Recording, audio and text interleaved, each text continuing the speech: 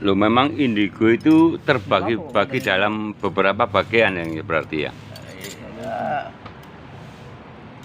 itu kan hasil kajiannya orang-orang barat tentang orang-orang yang dianggap anak-anak starseed. Nah, istilahnya mereka disebut sebagai orang-orang starseed. Mereka disebut sebagai pendatang-pendatang dari bintang-bintang lain. Nah, makanya sebutannya kan starseed. Starseed. Iya. Dan ada 3 macam. Yaitu satu indigo, yang kedua disebut kristal, yang ketiga disebut rainbow atau pelangi.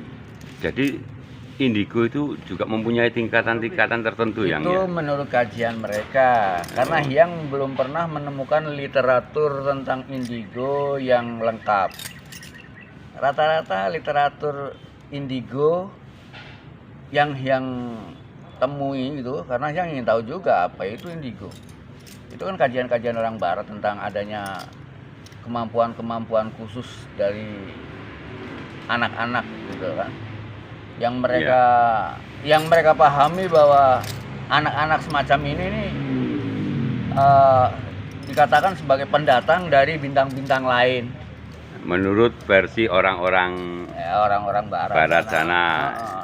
Nah, kemudian mereka dibagi menjadi 3, yaitu indigo, kristal, dan rainbow. Gitu. Ya, kebanyakan kajian-kajian tentang keberadaan mereka hanya melulu dari sisi psikologisnya saja. Gitu.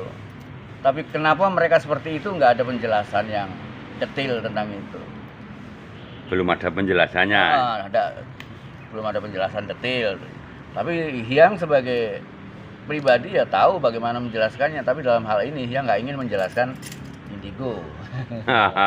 Biar orang-orang yang itu menjelaskan sendiri. Yang jelas mereka hanya bisa membagi orang-orang semacam ini jadi 3 itu tadi, dengan 3 karakter yang sebetulnya tidak jauh berbeda. Di mana anak-anak indigo itu anak-anak yang biasanya masih labil jiwanya. Kadang-kadang dia merasa terganggu dengan kemampuan indigonya. Kadang-kadang juga banyak yang stres karena kemampuan indigonya. Orang-orang indigo biasanya juga kacau cara berpikirnya. Nah, kemudian ketika yang lebih kristal itu lebih tenang orangnya, lebih tenang. Dia udah banyak sedikit berpengalaman. Dia sudah banyak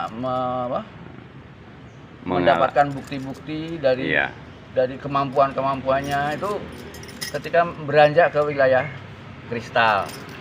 Nah, kalau yang rainbow atau pelangi itu biasanya mereka sudah mampu menyembuhkan orang, sudah mampu melihat sesuatu yang, tapi ya tetap kemampuan mereka sangat tergantung pada tinggi luasnya wawasan tentang metafisika dan spiritualitas. Kalau pengetahuan metafisika dan spiritualitasnya rendah, ya pengetahuan yang bersifat niskala itu pun juga dibatasi oleh pengetahuan ini. Jadi misalnya hanya bisa melihat pocong dan tuyul. Ya, itu pun juga belum tentu ada. Itu hanya merupakan refleksi dari pikirannya sendiri, dari ketakutannya sendiri. Belum tentu itu entitas lain. Dia hanya merupakan refleksi dari ketakutannya sendiri. Yang masuk dalam alam pikir. Iya. Itu.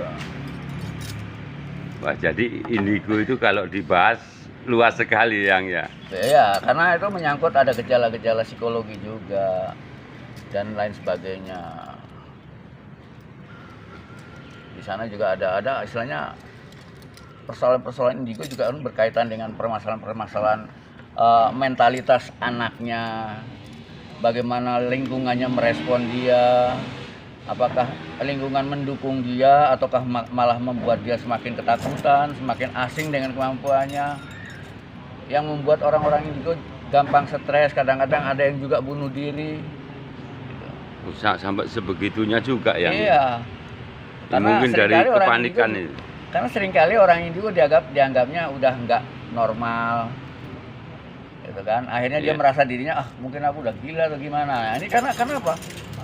Dia punya kemampuan semacam itu seharusnya bergaul dengan orang-orang yang punya wawasan spiritual dan metafisika yang mendalam dan luas, bukan hanya kaya akan literasi, Iya, iya. tapi juga kaya dengan pengalaman. Jadi terutama di bidang spiritual dan metafisikanya harus Ya, dapat juga ini yang secara praktek, bukan literasi, ya. iya.